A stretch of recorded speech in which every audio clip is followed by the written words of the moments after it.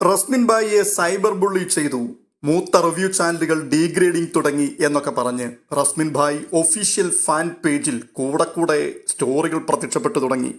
സത്യത്തിൽ ഈ ചാനലുകൾ ഒന്നും തൻ്റെ വ്യക്തിപരമായ ജീവിതത്തിൻ്റെ ഏതെങ്കിലും വശങ്ങൾ അന്വേഷിക്കുകയോ അതേപ്പറ്റി മോശമായോ അനുകൂലമായോ എന്തെങ്കിലും പ്രസ്താവനകൾ നടത്തുകയോ ചെയ്തതായിട്ട് ഞാൻ ഇതുവരെ കണ്ടില്ല.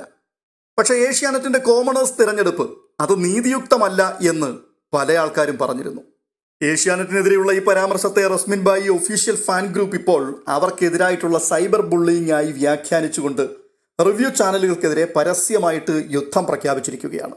ബിഗ് ബോസ് തുടങ്ങുന്നതിന് മുമ്പ് ഒരു വിവാദം സൃഷ്ടിച്ച് അതിലൂടെ മാക്സിമം ജനശ്രദ്ധ പിടിച്ചു പറ്റുക എന്നുള്ളതാണ് ഇതിന്റെ പിന്നിലെ ലക്ഷ്യമെന്ന് ഒരു കൂട്ടം ആൾക്കാർ വ്യാഖ്യാനിക്കുന്നുണ്ട്. പക്ഷേ ഈ വിവാദങ്ങളിൽ പേര് പരാമർശിക്കപ്പെട്ട ചാനലുകൾ ഉൾപ്പെടെ പലരും അഭിപ്രായപ്പെടുന്നത് ഇത് റസ്മിൻ ബായിയെ തുടക്കത്തിലെ നെഗറ്റീവ് ആക്കുവാൻ വേണ്ടി ആരോ കരുതി കൂട്ടി ചെയ്യുന്ന കുൽസിത പ്രവർത്തനമാണെന്നാണ്. എന്ന് വെച്ചാൽ റസ്മിൻ ബായിക്കെതിരായിട്ട് തന്റെ ഒഫീഷ്യൽ ഫാൻ പേജ് എന്ന പേരിൽ അക്കൗണ്ട് ഉണ്ടാക്കിയിട്ട് അവരെ പൊതുജനത്തിന്റെ മുമ്പിൽ താറടിച്ചു കാട്ടുവാൻ വേണ്ടിയുള്ള ആരുടെയോ ഹീനമായ പരിശ്രമം.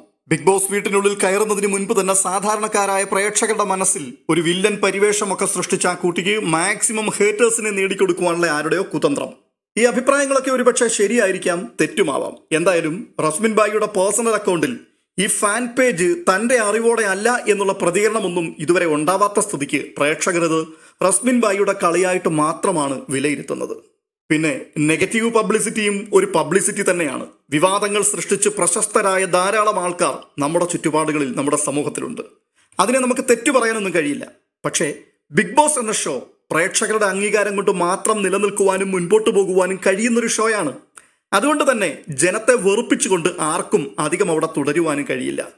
ഇതൊക്കെ അറിയാവുന്നത് കൊണ്ടായിരിക്കാം റസ്മിൻ ഭായിക്കൊപ്പം തിരഞ്ഞെടുക്കപ്പെട്ട മറ്റൊരു കോമണറായ നിഷാന തന്റെ പേഴ്സണൽ അക്കൗണ്ടിലൂടെ ഇതുവരെയും യാതൊരു തരത്തിലുള്ള പട്ടിഷോകളും കാണിക്കാൻ തയ്യാറാകാതിരുന്നത്. ഇതിനിടയിൽ റസ്മിൻ ഭായി ആരതിപ്പൊടിക്കൊപ്പം നിൽക്കുന്ന ഒരു ഫോട്ടോ തന്റെ ഇൻസ്റ്റാഗ്രാം അക്കൗണ്ടിലൂടെ പങ്കുവെക്കുകയും ചെയ്തു. ആ ഒരു ഫോട്ടോ നിമിഷ നേരങ്ങൾക്കുള്ളിൽ വൈറലാവുകയും ചർച്ചയാക്കപ്പെടുകയും ചെയ്തു. ബിഗ് ബോസിനുള്ളിലേക്ക് പ്രവേശിക്കുന്നതിന് മുൻപ് തന്നെ ഡോക്ടർ ഫാമിലിയുടെ വോട്ട് ഉറപ്പാക്കുവാനും അവരുടെ പിന്തുണ പിടിച്ചു പറ്റുവാനും വേണ്ടിയുള്ള തന്ത്രപരമായ നീക്കമാണ് എന്ന രീതിയിലാണ് സമൂഹ മാധ്യമങ്ങളിൽ ഇത് വ്യാഖ്യാനിക്കപ്പെട്ടത്. അതിനെതിരായിട്ട് ഡോക്ടർ ഫാമിലിയിൽ നിന്നും ഒരു വലിയ കൂട്ടം ആൾക്കാരുടെ എതിർപ്പുകളും ഇപ്പോൾ സോഷ്യൽ മീഡിയയിൽ പ്രചരിക്കുന്നുണ്ട്.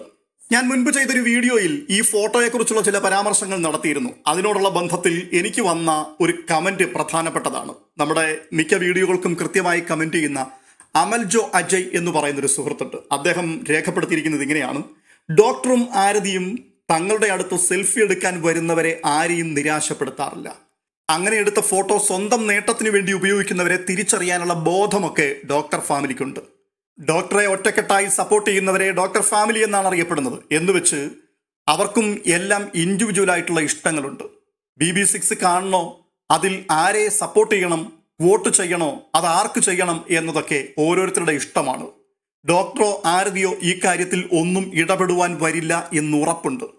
അവിടെ എത്തി നന്നായി പെർഫോം ചെയ്യാനാണ് റസ്മിൻ ഭായ് നോക്കേണ്ടത്. അല്ലാതെ ഇപ്പോൾ തന്നെ മാർക്കറ്റുള്ളവരെ കൊളുത്തി മീൻ പിടിക്കാനല്ല ശ്രമിക്കേണ്ടത്. അത് നടക്കുകയുമില്ല.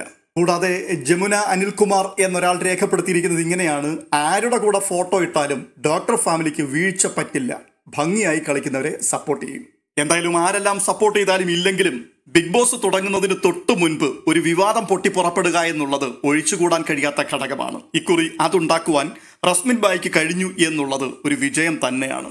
പിന്നെ വിവാദങ്ങൾക്കും കോളിളക്കങ്ങൾക്കുമൊന്നും ബിഗ് ബോസ് തുടങ്ങിക്കഴിഞ്ഞാൽ അധികം ആയുസ്സൊന്നും ഉണ്ടാവില്ല.